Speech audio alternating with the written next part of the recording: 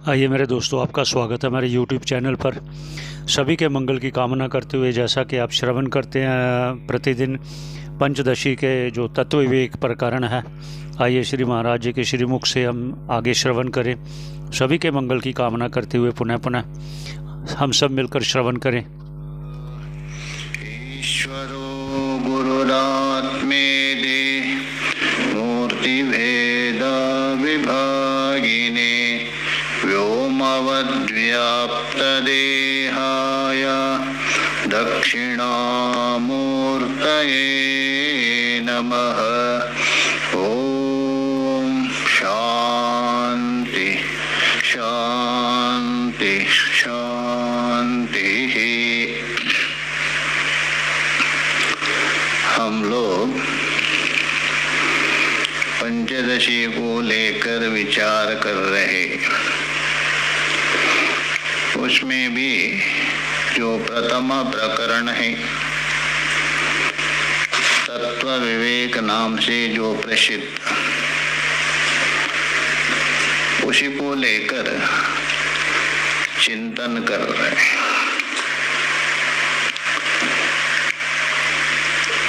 तत्व का मतलब है यथार्थ स्वरूप, पारमार्थिक स्वरूप, जिसका बाद ना हो। उसका विवेक की आवश्यकता क्यों है? अविवेक के कारण ही, अज्ञान के कारण ही उस तत्व को अतत्व मान लिया अथवा भूल गए, और जो अतत्व है, अनात्मा है, उसको ही तत्व मान के व्यवहार करने लग गए। अतः ये जीव सदा दुखी रहता है, तो इसलिए इसका विवेक की आवश्यकता है। तो इसलिए ग्रंथकार ने पहले प्रतिज्ञा की, ग्रंथ का आरंभ क्यों किया जा रहा है, अर्थात ये प्रकरण का। समस्त जो शास्त्र है और महापुरुषों का वचन ये बता रहे, जीव और ब्रह्म दो नहीं है, एक है। तो जीव और ब्रह्म एकत्व है, उसको संभावना करने के लिए जीव का जो सत्य ज्ञान स्वरूप, यद्यपि ये लक्षण ब्रह्म का है, सत्यम ज्ञानम अनंतम, बाद में उस ब्रह्म को ही आत्मा बता दिया। तो इतरे उपनिषद में देखिए, ब्रह्म विरापनोति परम कहा दिया। उसके बाद ब्रह्म का लक्षण बता दिया, सत्यम ज्ञानम अनंतम। उसके बाद आगे आता है तस्माद् वा एतस्माद् आत्मना आकाश संभूता आकाशाद् वा। प्रतिज्ञा की थी ब्रह्म की, सृष्टि हो रही किससे? आत्मा से। ये आता है। उसके बाद तत्सृष्ट्वा तदेवानुप्रविशत्, जिसने सृष्टि किया था वो प्रवेश भी हो गया। तो इसका मतलब ब्रह्मा और जीव दो नहीं है, वास्तव में तत्वता भिन्न नहीं है, शब्दता भले भिन्न हो। तो इसलिए हाँ, एकत्व संभावना करने के लिए तो जीव का जो ज्ञान सत्य ज्ञानादि रूप है, उसको दिखलाने की इच्छा से ग्रंथकार, जीव भी क्या है? सत्य स्वरूप है, ज्ञान स्वरूप है, आनंद स्वरूप, उसको दिखलाने के लिए सबसे पहले ज्ञेय और ज्ञान, इन दोनों को अलग करते हुए ज्ञेय भिन्न होने पर भी ज्ञान एक है, ये लिखा है। जागृत अवस्था में ज्ञेय पदार्थ अलग अलग है, शब्द स्पर्श आदि आकाश आदि अलग अलग है, किंतु उसका जो ज्ञान है उसमें कोई भेद नहीं, ज्ञान तो एक ही है। तो ज्ञान एक होने पर भी ये जो भेद व्यवहार हो रहे ये केवल ज्ञेय को लेकर, उपाधि को लेकर, अतः ज्ञान में कोई भेद नहीं हो। तो यहाँ तक हम लोगों ने विचार किया था। तो आगे जागृत में जैसा सिद्ध किया था, जागृत में क्या सिद्ध किया? ज्ञेय भले ही भिन्न हो किंतु उस ज्ञेय का जो ज्ञान है उसमें कोई भेद नहीं। वैसे ही स्वप्न में भी वैसे ही, उसको बताने जा रहे हैं। उक्त न्यायम स्वप्ने भी अधिदिशति। उक्त न्याय मतलब अभी अभी तीसरे श्लोक में जो बता दिया उसमें बताया हुआ युक्ति, जो नियम अथवा दृष्टांत, अर्थात जागृत में विषय भिन्न है और ज्ञान एक है। उसके लिए जो जो नियम लगा दिया था, नियम से सिद्ध किया, युक्ति से सिद्ध किया, श्रुति प्रमाण से, अनुभव से और युक्ति से, अनुमान आदि से, वो जो न्याय है, वो जो युक्ति है, वो जो नियम है, स्वप्ने भी बोलो, स्वप्नावस्था में भी अधिदिशति, उसका अधिदेश कर रहा है। अर्थात अधिदेश का मतलब एक जगह में बताया हुआ वही नियम दूसरे में लागू होता है, अधिदेश। व्याकरण में एक सूत्र है ना, अधिदेश। षड्विधः सूत्र लक्षणम संज्ञा च परिभाषा च, वही स्वप्न में भी लागू हो रही है, अधिदेश है, इसलिए अधिदेश कर रहे हैं उसी नियम।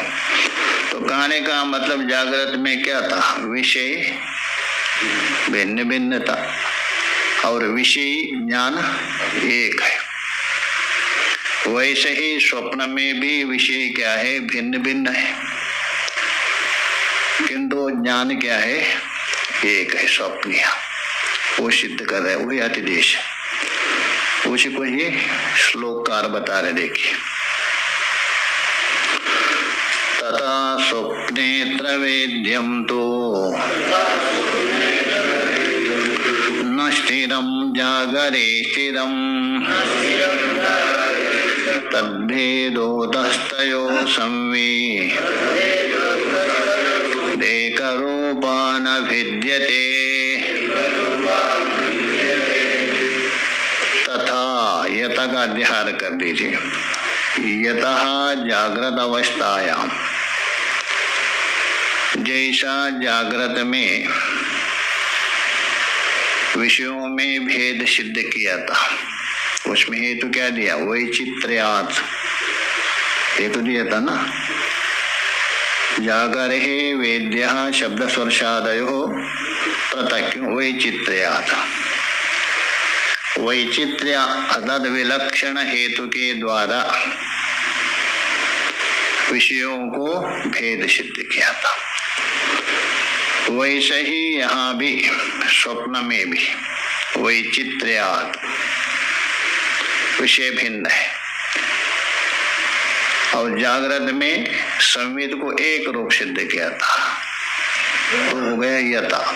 तो कहने का मतलब जागृत में जिस प्रकार विषय भिन्न होने पर भी संविद क्या है? एक रूप है। तथा वैसा ही तेन प्रकारेण स्वप्ने, तथा स्वप्नेपि, अपि अध्याय कर दीजिए। स्वप्ने अपि किम विषयः भिन्नः, क्यों? वैचित्र्यात् संविद एक रूपः। तथा स्वप्ने अपि, तो पूर्व पक्षी आक्षेप कर सकता है, तो जागृत में भी आपने क्या मान लिया? विषयों में पृथकत्व माना, क्यों? वही चित्र याद।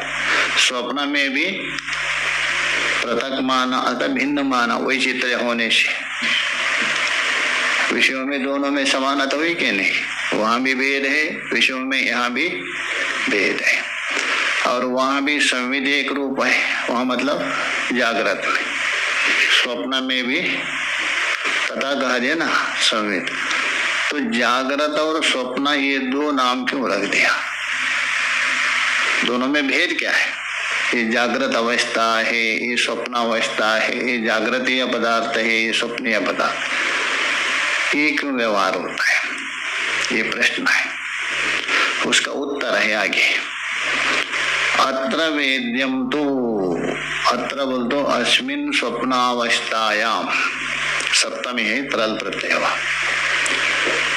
इस स्वप्नावस्था में जो वेद्यम, वेद्यम बोल दो ज्ञान विषय, जानने योग्य, मतलब स्वप्नीय पदार्थ, ये वेद्य है। तू शब्द से व्यावर्त कर रहे इसको, जागृत। तो बोलते किंतु, लोक में होता है ना, आप ठीक बोल रहे, किंतु परंतु। किंतु अत्र, अत्र बोल तो अस्मिन स्वप्नावस्थायाम, वेद्यम बोल तो विषय, न स्थिरम, स्थिर नहीं। स्वप्न में विषय स्थिर नहीं, क्योंकि स्वप्न में जो विषय है ये प्रातिभाषिक है ना, प्रातिभाषिक है। जैसा रस्सी में सर्प प्रातिभाषिक है, स्वप्नीय पदार्थ भी क्या है? प्रातिभाषिक। प्रातिभाषिक होता है प्रतीति काल में मात्र रहेगा, जो प्रतीति हो रहे ज्ञान उतने में रहेगा, बाद में नहीं रहेगा। तो प्रातिभाषिक होता है वो ज्ञात एक सत्य है। दो होते हैं ना, एक अज्ञात एक सत्य, एक ज्ञात एक सत्य। व्यावहारिक होता है वो अज्ञात एक सत्य है। अज्ञात का मतलब जैसा आपके कमरे में कोई वस्तु तो है,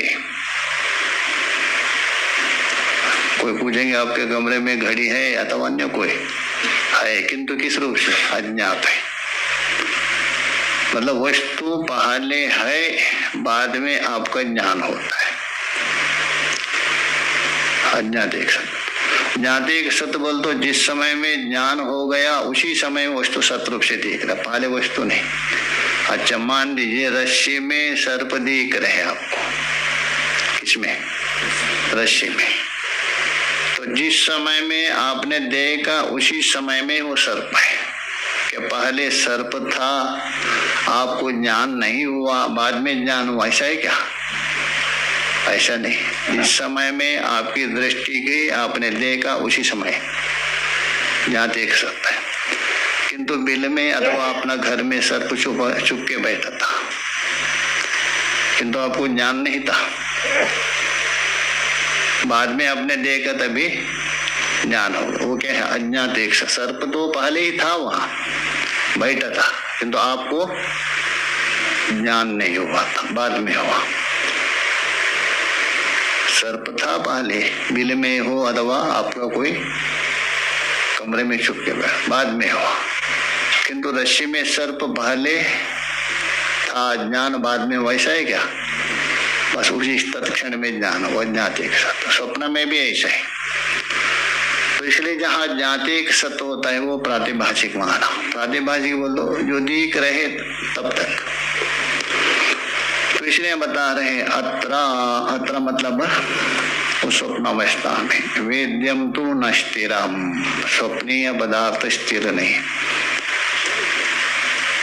जैसे एक था कोई सोया था भिखारी, सोकर स्वप्न देख रहे मैं राजा बन गया, मैं शासन कर रहा हूँ, मेरा शादी भी हो गए, संतान हो गए करके बहुत प्रसन्न हो गया।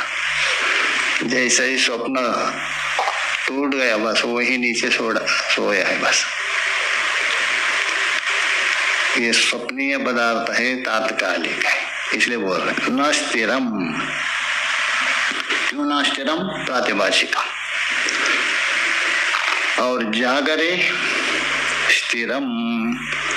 स्थिर का मतलब ये नहीं लेना, नित्य नहीं लेना। स्थिर का मतलब व्यावहारिक।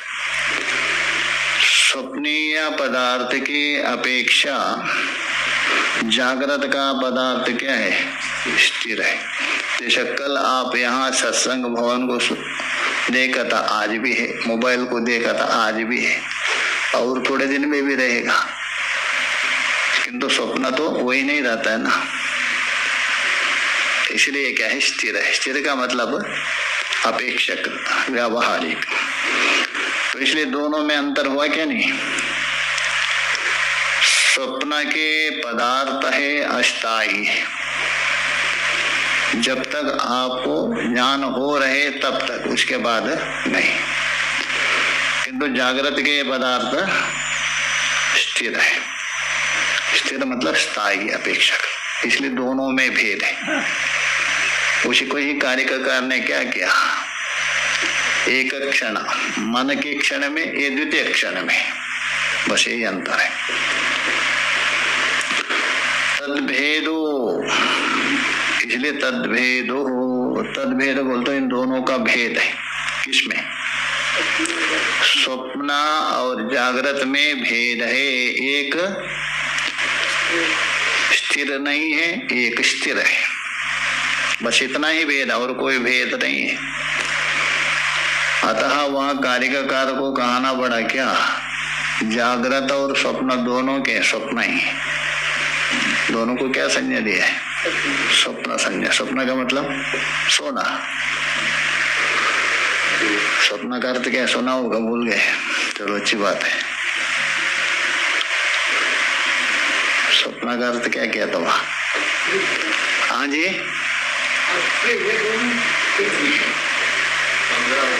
स्वप्न का मतलब है भेद दर्शनम। बस यही, जहाँ भेद दर्शन है स्वप्न है। निद्रा का अर्थ क्या? अतत्व दर्शनम। तत्व का दर्शन नहीं होना, वो निद्रा है। इसलिए हम लोग अभी निद्रा में नहीं है। हाँ, जगे के सोए है। हाँ, आपने ठीक बताया। या निशा सर्वभूतानां अथवा अनादि माया सुप्तो जीवो यद प्रबुध्यते। किंतु ये सोया मतलब किसमें? अनादि माया में, अज्ञान में, अविवेक में सोए। सोने का मतलब अज्ञान में पड़ना, वही सोना है। उसमें स्वप्न देख रहे। तो इसलिए जागृत और स्वप्न ये दोनों क्या है? स्वप्न ही माना जाता है। इतर दर्शन, भेद दर्शन ही स्वप्न है। शब्दांतर से कहे विक्षेप, उसी का नाम क्या है? विक्षेप।